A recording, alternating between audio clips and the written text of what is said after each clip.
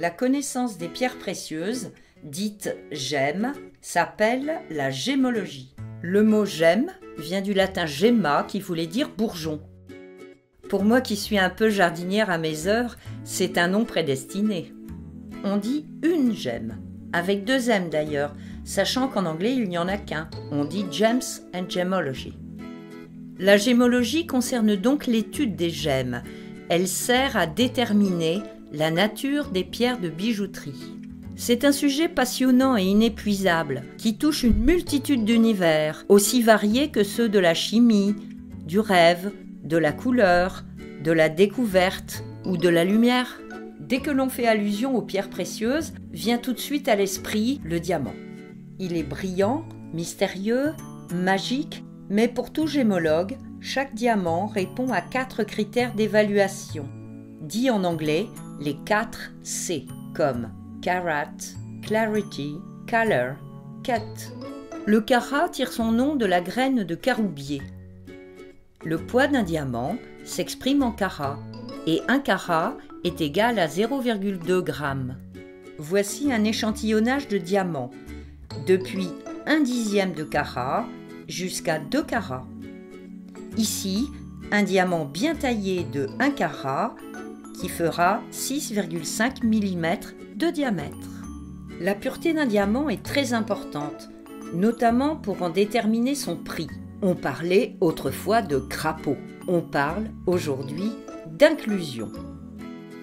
Il est très rare d'avoir un diamant quasiment vide, c'est-à-dire avec peu ou pas d'inclusion.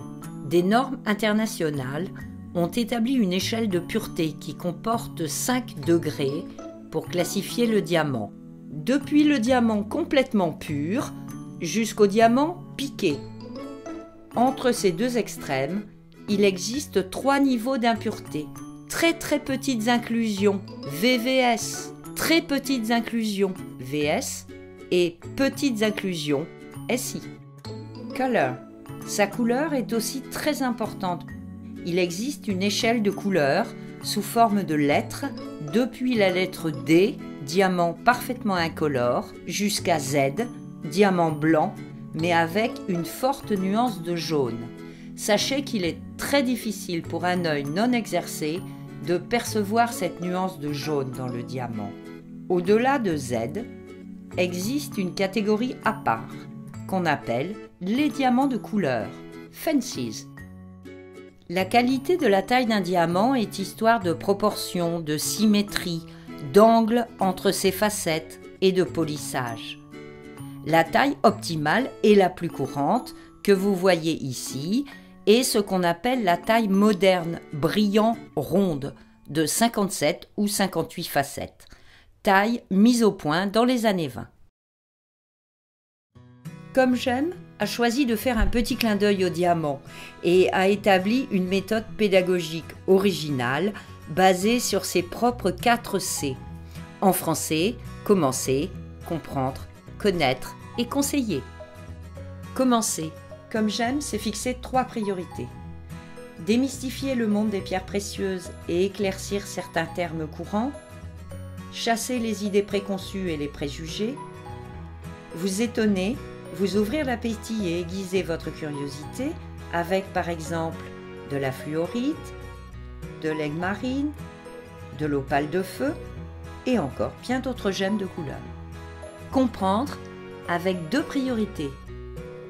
Expliquer les bases de la gémologie pour la rendre accessible, faire découvrir les propriétés et les caractéristiques des gemmes principales comme les 4 pierres précieuses,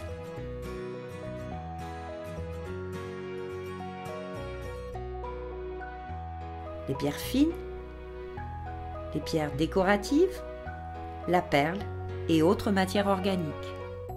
Connaître 2 priorités.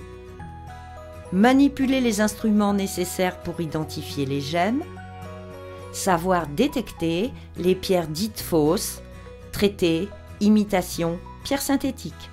Nous utiliserons le polariscope, le réfractomètre,